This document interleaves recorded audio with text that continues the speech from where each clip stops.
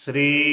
हनुमानष्टोत्तरशतनाम स्तोत्रम्।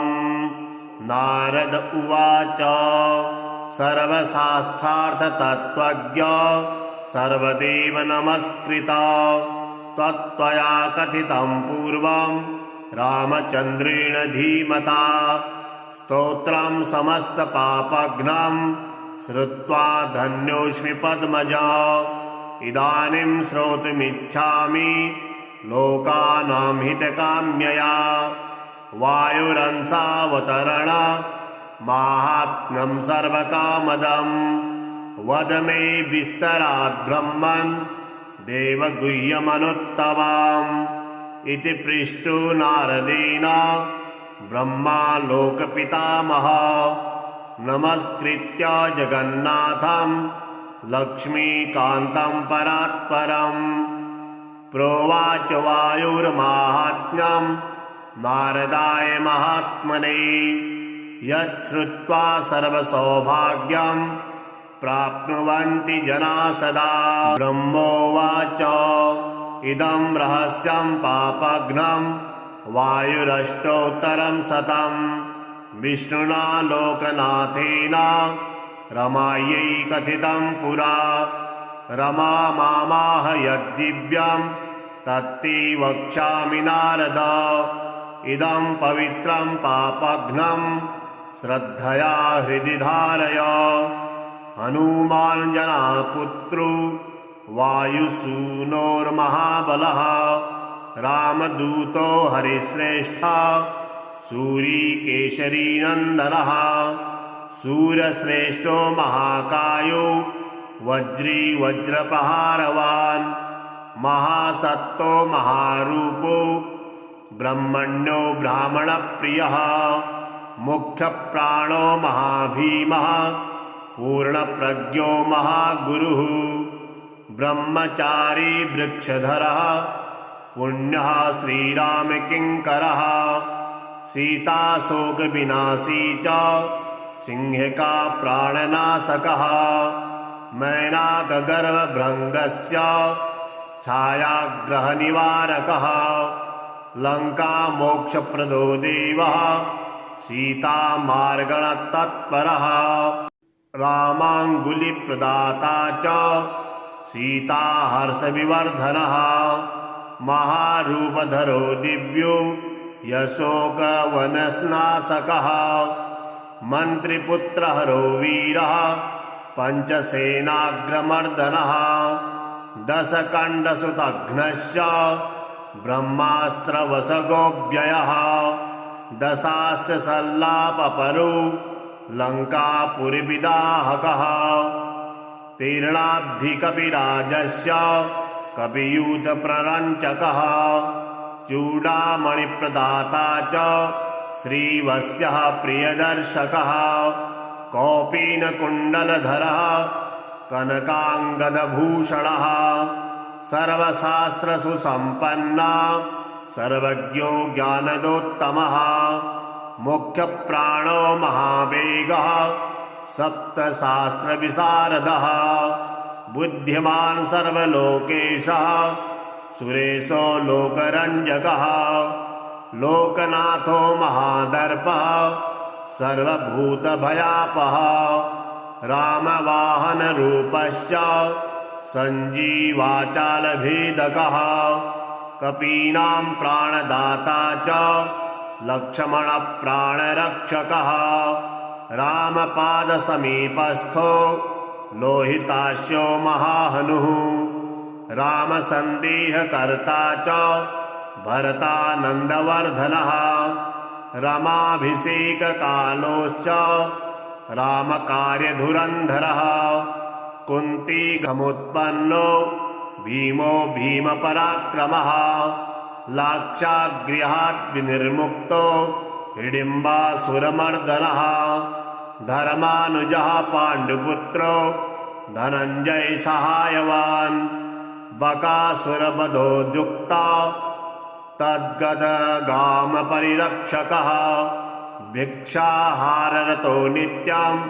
कुलालगृहमध्यगः पाञ्चाल्युवद्यः सञ्जातः सम्मोदो बहुकान्तिमान् विराटनगरे गूढचरः कीचकमर्दनः दुर्योधन निहन्ता च जरासन्धविमर्दनः सौगन्धिकापहर्ता च द्रौपदी प्राणवल्लभः पूर्णबोधो व्यासशिष्यो यतिरूपो महामतिः दुर्वादिगज सिंहस्य तर्कशास्त्रस्य खण्डकः बौद्धागमविवेत्ता च सांख्यशास्त्रस्य दूषकः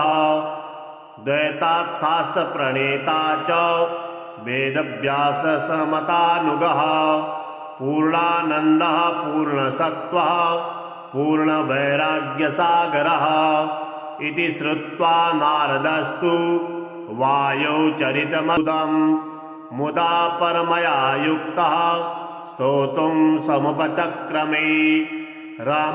रामावतारजाताय हनुमद्रूपिणे नमः वासुदेवस्य भक्ताय भीमसेनाय ते नमः वेदव्यासमतोद्धार कर्ते पूर्णसुखाय च दुर्वाधिध्वान्तचन्द्राय पूर्णबोधाय ते नमः गुरुराजाय धन्याय कंजनेत्राय ते नमः दिव्यरूपाय शान्ताय नमस्ते यतिरूपिणे स्वान्तस्तवासुदेवाय सच्चिताय नमो नमः अज्ञानतिमिरारकाय व्यासशिष्याय ते नमः अथाभिवन्द्यपितरं ब्रह्माणं नारदो मुनिः परिक्रम्य विनिर्यातु वासुदेवं हरिं स्मरन् अष्टोत्तरशतं दिव्यं वायुर्सूनोर्महात्मनः यः पठेत् श्रद्धया नित्यं सर्वबन्धनात् प्रमुच्यते सर्वरोगविनिर्मुक्तः सर्वपापैर्न निलिप्यते राजवश्यं भवे नित्यं स्तोत्रस्यासस्य प्रभावतः भूतग्रहनिवृत्तिश्च प्रजावृद्धिश्च जायते आयुरारोग्यमैश्वर्यं बलं कीर्तिं लभेत् पुमान् यः पठेत् वायुचरितं भक्त्या परमया युतः सर्वज्ञानसमायुक्तः स याति परमं पदम् नारद उवाच सर्वशास्त्रार्थतत्त्वज्ञ सर्वदेव नमस्कृता त्वया कथितं पूर्वं रामचन्द्रेण धीमता स्तोत्रं समस्तपापघ्नं श्रुत्वा धन्योऽस्मि पद्मजा इदानीं श्रोतुमिच्छामि लोकानां हितकाम्यया वायुरंसावतरण माहात्म्यं सर्वकामदं वद मे विस्तरात् ब्रह्मन् देवगुह्यमनुत्तमाम् इति पृष्टो नारदेन ब्रह्मा लोकपितामह नमस्कृत्य जगन्नाथं लक्ष्मीकान्तं परात्परम्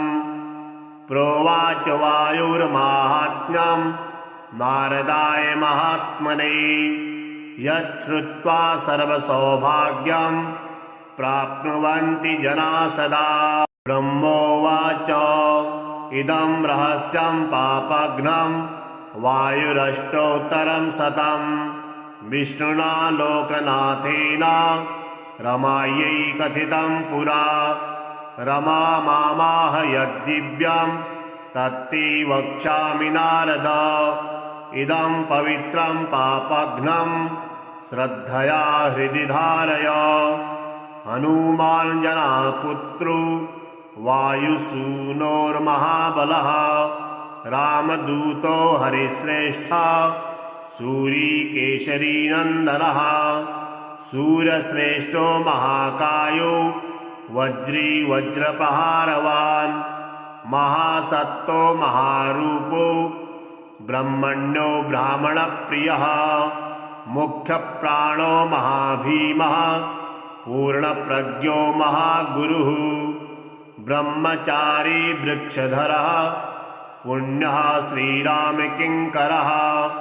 सीताशोकविनाशी च सिंहिका प्राणनाशकः मैनाकगर्वभृङ्गस्य छायाग्रहनिवारकः लङ्कामोक्षप्रदो देवः सीतामार्गणतत्परः रामाङ्गुलिप्रदाता च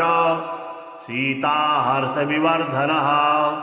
महारूपधरो दिव्यो यशोकवननाशकः मन्त्रिपुत्रहरो वीरः पञ्चसेनाग्रमर्दनः दशकण्डसुतघ्नश्च ब्रह्मास्त्रवशगोऽव्ययः दशास्य सल्लापपरो लङ्कापुरीविदाहकः तीर्णाब्धिकपिराजस्य कपियूथप्ररञ्चकः चूडामणिप्रदाता च श्रीवत्सः प्रियदर्शकः कौपीनकुण्डलधरः कनकाङ्गदभूषणः सर्वशास्त्रसुसम्पन्ना सर्वज्ञो ज्ञानदोत्तमः मुख्यप्राणो महावेगः सप्तशास्त्रविशारदः बुद्धिमान् सर्वलोकेशः सुरेशो लोकरञ्जकः लोकनाथो महादर्पः सर्वभूतभयापः रामवाहनरूपश्च सञ्जीवाचालभेदकः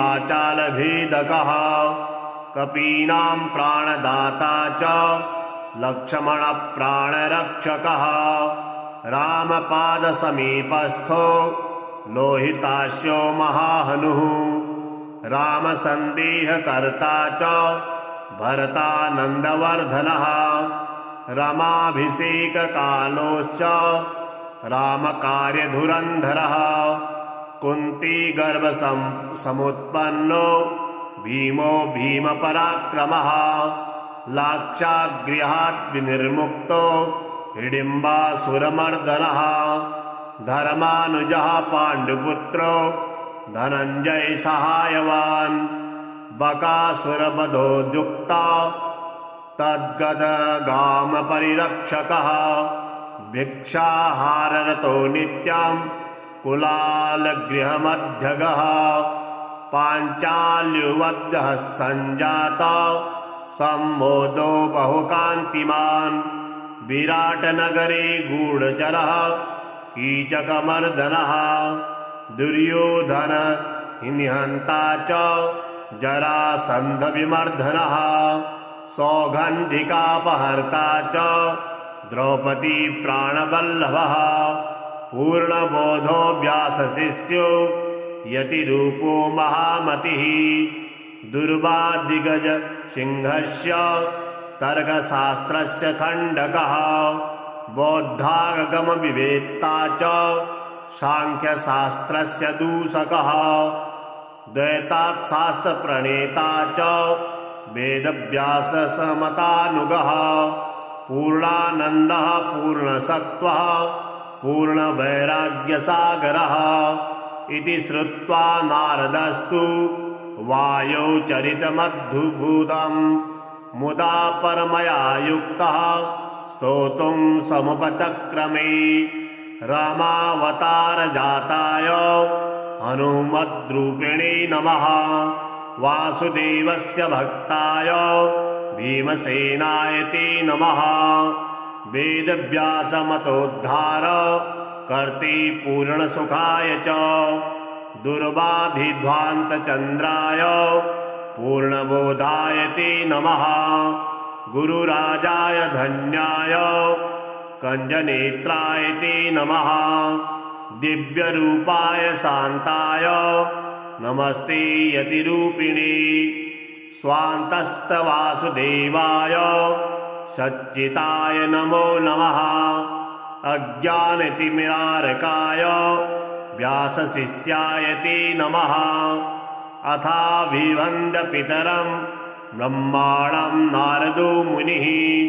परिक्रम्य विनिर्यातु वासुदेवं हरिं स्मरन् अष्टोत्तरशतं दिव्यं वायुर्सूनोर्महात्मनः यः पठेत् श्रद्धया नित्यं सर्वबन्धनात् प्रमुच्यते सर्वरोगविनिर्मुक्तः सर्वपापैर्न निलिप्यते राजवश्यं भवे नित्यं स्तोत्रस्यास्य प्रभावतः भूतग्रहनिवृत्तिश्च प्रजावृद्धिश्च जायते आयुरारोग्यमैश्वर्यं बलं कीर्तिं लभेत् पुमान् यः पठेद् वायुचरितं भक्त्या परमया युतः सर्वज्ञानसमायुक्तः स याति परमं पदम्। नारद उवाच सर्वशास्त्रार्थतत्त्वज्ञ सर्वदेव नमस्कृता त्वया कथितं पूर्वं रामचन्द्रेण धीमता स्तोत्रं समस्तपापघ्नं श्रुत्वा धन्योऽस्मि पद्मजा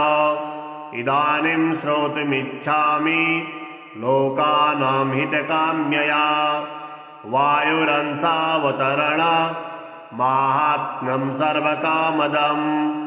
वद मे विस्तरात् ब्रह्मन् देवगुह्यमनुत्तमम् इति पृष्टो नारदेन ब्रह्मा लोकपितामहः नमस्कृत्य जगन्नाथं लक्ष्मीकान्तं परात्परम् प्रोवाच वायुर्माहात्म्यं नारदाय महात्मने यच्छ्रुत्वा सर्वसौभाग्यं प्राप्नुवन्ति जना सदा। ब्रह्मोवाच इदं रहस्यं पापघ्नं वायुरष्टोत्तरं शतं विष्णुना लोकनाथेन रमायै कथितं पुरा रमा मामाह यद्दिव्यं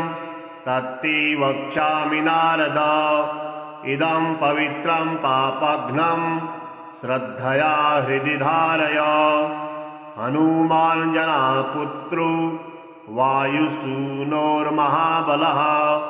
रामदूतो हरिश्रेष्ठः सूरीकेशरीनन्दनः सूरश्रेष्ठो महाकायो वज्री वज्रप्रहारवान् महासत्तो महारूपो ब्रह्मण्यो ब्राह्मणप्रियः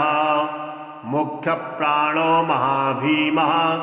पूर्णप्रज्ञो महागुरुः ब्रह्मचारी वृक्षधरः पुण्यः श्रीरामकिङ्करः सीताशोकविनाशी च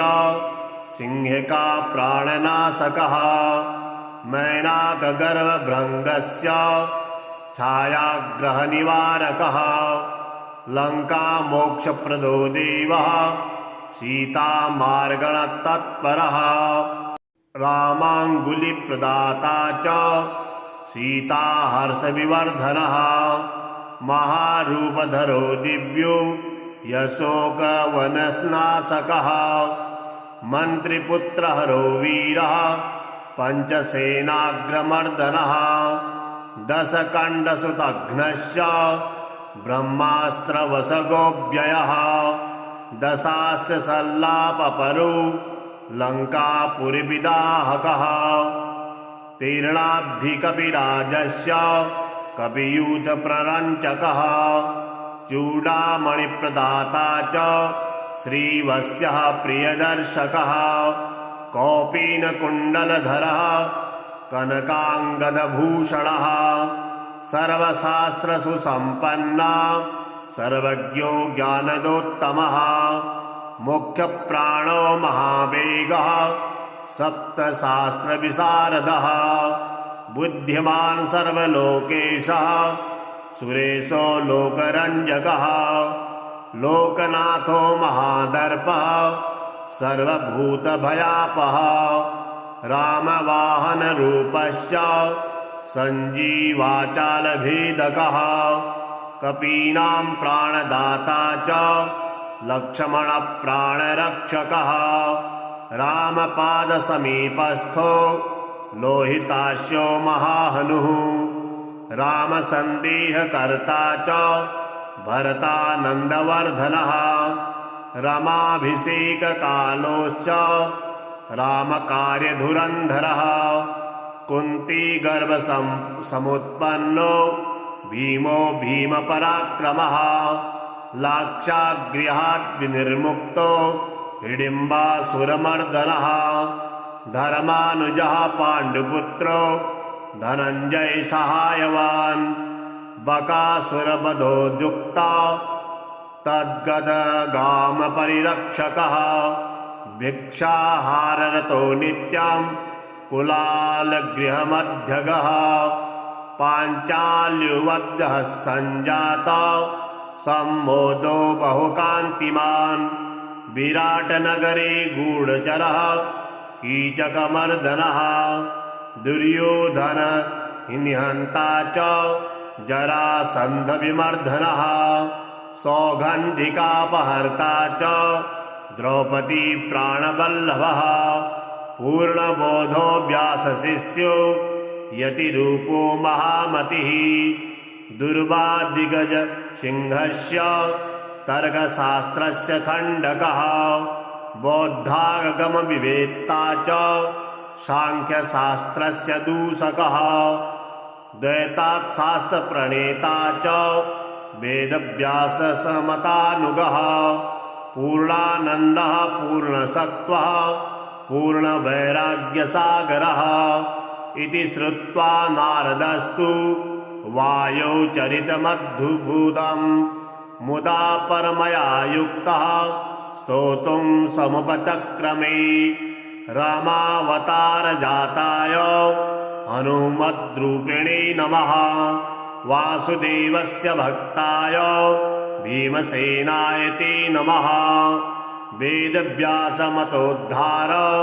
कर्ते पूर्णसुखाय च दुर्वाधिध्वान्तचन्द्राय पूर्णबोधाय ते नमः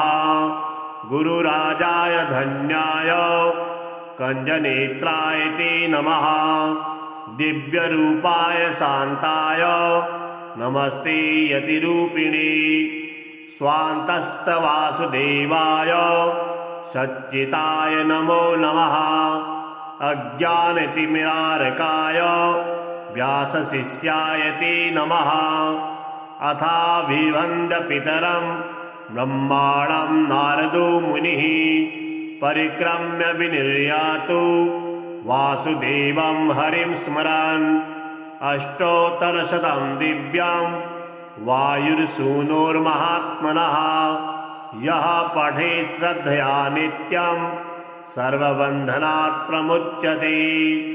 सर्वरोगविनिर्मुक्ता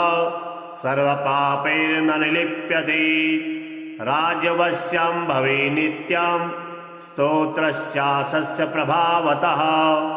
भूतग्रहनिवृत्तिश्च प्रजावृद्धिश्च जायते आयुरारोग्यमैश्वर्यं